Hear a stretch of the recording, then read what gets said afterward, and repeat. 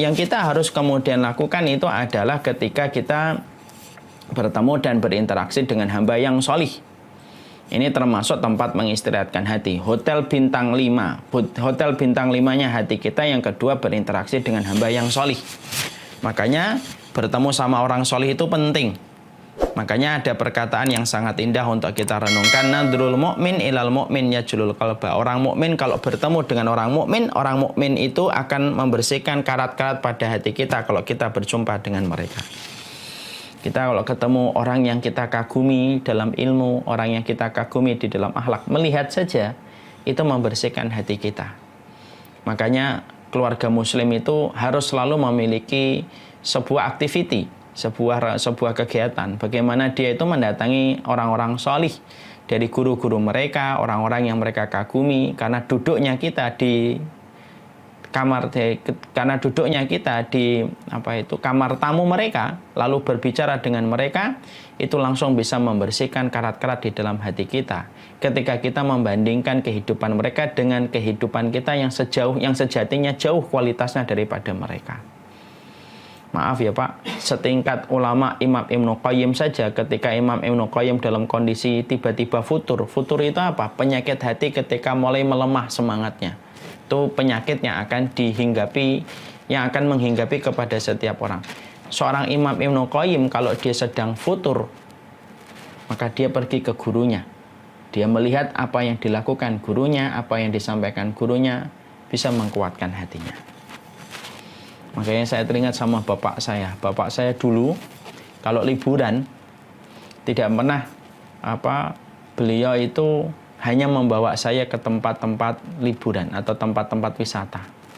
Tapi justru yang paling sering dilakukan oleh ayah saya dan bapak saya dulu ketika saya masih SD, beranjak ke SMP. Kalau saya liburan itu selalu membawa saya plesir ke pondok-pondok. Dilihatin pondok ini, dilihatin pondok ini, dilihatin pondok ini. Makanya sampai akhirnya ketika saya SD, sampai akhirnya beranjak ke SMP, referensi saya itu tempat yang paling kelihatan nyaman itu ya pondok pesantren. Kelihatannya jadi santri itu enak, mandiri, bisa ngurus sendiri tanpa merepotkan orang tua dan bla bla bla. Karena apa? Istirahatnya hati, hotel bintang 5 hati kita.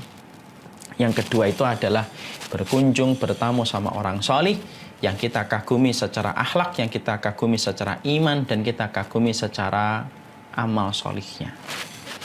Nah, sekarang kita tadaburi, kita bandingkan dengan kita. Kita ini suka sungkan, malu sama ustadz.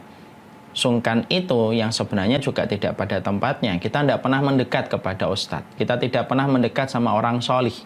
Anak kita tidak pernah kenal dengan anaknya orang yang solih. Akhirnya apa? Akhirnya kita tidak pernah membandingkan hidup kita kecuali dengan orang yang kualitasnya jauh di bawah kita. Seakan-akan dengan itu kita merasa pasti sudah lebih baik. Padahal kalau kita mau sedikit effort dan sedikit usaha mendatangi orang solih, disitulah kita akan ngerti betapa kecilnya kita dibandingkan kualitas hidup orang solih, di mana mereka mendapatkan tumpukan-tumpukan ujian tetapi mereka mampu melewati ujian itu. Karena apa? Hotel bintang 5-nya hati itu bukan hanya majelis ilmu. Hotel bintang 5 bagi hati kita adalah banyak bertemu sama orang solih. Makanya perhatikan kisah tentang pembunuh 100 nyawa. Ketika disuruh tobat, suruh ninggalkan kampung Durjana menuju ke kampung orang yang solih. Kenapa disuruh kumpul sama orang yang solih? Karena orang yang solih itu adalah teman yang terbaik ketika hidup dan teman terbaik pula ketika mati. Makanya para ulama terdahulu, salah satunya Imam Qurtubi itu sampai mengatakan, sampai ketika engkau hidup, dekatlah bertetangga dengan orang yang solih. Sampai engkau ketika meninggal dunia, pilihlah kuburan di mana banyak orang solih yang dikuburkan di tempat itu. Nah, itu menunjukkan kepada kita bahwasanya Masya Allah, istirahatnya hati kita yang kedua itu adalah bertemunya kita dengan orang solih. Kita ini kan banyak orang solih itu bertebaran di mana-mana. Rumah kita kadang-kadang jauh dari orang solih yang kita bisa ambil bagaimana sikap hidupnya sehari-hari. Maka beruntung kalau di antara kita ada yang dekat dengan orang solih, di mana sikap hidupnya mampu dia lihat langsung dari orang yang solih itu untuk membersihkan hatinya. Itu yang kedua. Yang ketiga, tempat istirahatnya hati Hotel bintang 5 hati yang ketiga itu adalah mengingat kematian. Karena mengingat kematian, melihat orang yang sakaratul maut itu pasti lahir kebaikan dan atmosfer hati kita langsung istirahat dari penatnya dunia. Orang yang baru memandikan mayit, kalau hatinya masih bersih, semua keinginan dunianya itu tiba-tiba langsung redup dan sementara waktu bisa hilang. Makanya saya pernah membaca ada salah satu orang yang hijrah ditanya, kenapa alasan kamu hijrah? Karena saya pernah memandikan mayit, langsung teringat diri saya nanti kalau dimandikan. Masya Allah. Hasan Al-Basri, salah satu ulama yang sangat masyhur, itu beliau itu berkata dan dinukil oleh Imam Al-Qurtubi dalam kitabnya. Hasan Al-Basri itu kalau beliau sedang merasakan hatinya mulai mengeras, dia pergi ke tempat orang yang sakaratul maut, dia lihat proses ketika orang sakaratul maut sampai dicabutnya nyawa orang ketika sakaratul maut. Pada saat itulah pulang Hasan Al-Basri menggigil dan bertambah ketakutan dia kepada Allah. Nah, kita ini Masya Allah ya, kita hidup pada zaman ketika semua hiburan itu dibangun hanya untuk menjadikan kita itu ingat pada kehidupan dan lupa pada kematian. Semua wahana hiburan, semua mall, semua tempat rekreasi, sampai inovasi tempat hiburan itu bermacam-macam mainan yang tidak pernah kita tahu dulu, tiba-tiba sekarang dibuat inovasinya bermacam-macam. Sebenarnya satu. Semua tempat hiburan itu inovasinya tidak pernah berhenti dengan satu hiburan itu saja, tapi terus berkembang. Sampai semua permainan ada di sekitar kita. Dalam bentuk yang detail, dalam bentuk yang betul-betul ngasih kita entertain luar biasa. Intinya cuma satu. Supaya kita ingat kehidupan dan lupa kematian. Akhirnya apa? Orang kalau ingat kehidupan, hati kita ini disetting sama Allah supaya kembali ke akhirat, bukan ingat kehidupan.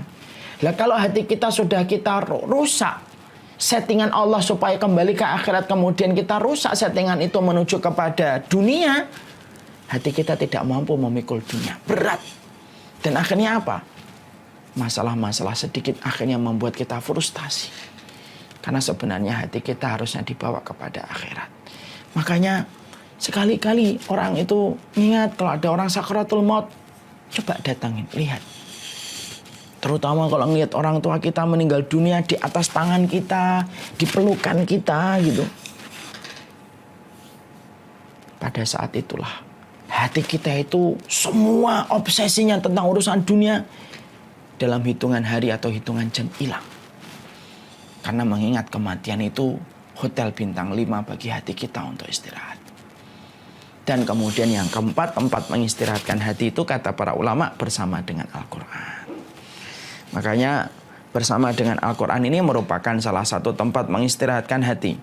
Makanya sampai Utsman bin Affan menantu Rasulullah SAW berkata, "Lamma tahurat qulubukum lamma syabi'at min kalami rabbikum." Orang itu kalau hatinya bersih, hati yang bersih itu hati yang tidak pernah kenyang untuk membaca Al-Quran. Jadi kalau ibu, bapak, guru, dan para siswa dan para siswi, kalau kemudian kita pengen tahu hati saya ini kok hitam atau putih Ustadz, tidak bisa di USG, tidak bisa di MRI. Tapi kalau kita pengen mengetahui hati kita ini bersih atau kotor, simple. Dekatkan mushaf kepadanya dan lihat bagaimana interaksi dia kepada mushaf itu. Kalau membaca Al-Quran baru 2-3 ayat kemudian terasa berat, itu lampu merah sebagai tanda waspada hidup. Berarti hati kita kotor. Karena hati kotor itu tidak akan pernah kenyang. Karena hati yang kotor itu tidak akan pernah mampu bersama Al-Quran lama. Tapi kalau seseorang, sampai kita ngeliat ada satu siswa, istirahatnya pun megang mushaf, berarti perhatikan, orang itu hatinya bersih. Sampai dia mampu melama-lamakan duduknya, bertemankan dengan Al-Quran. Makanya Masya Allah, orang yang bersama Al-Quran itu pasti mulia. Karena malaikat yang membawa Al-Quran menjadi malaikat yang paling mulia, malaikat Jibril. Laki-laki yang diturunkan kepadanya Al-Quran menjadi laki-laki yang paling mulia, Rasulullah Muhammad.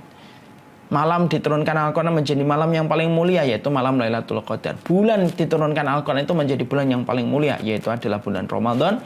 Karena sejatinya mengistirahatkan hati itu adalah membaca Al-Quran.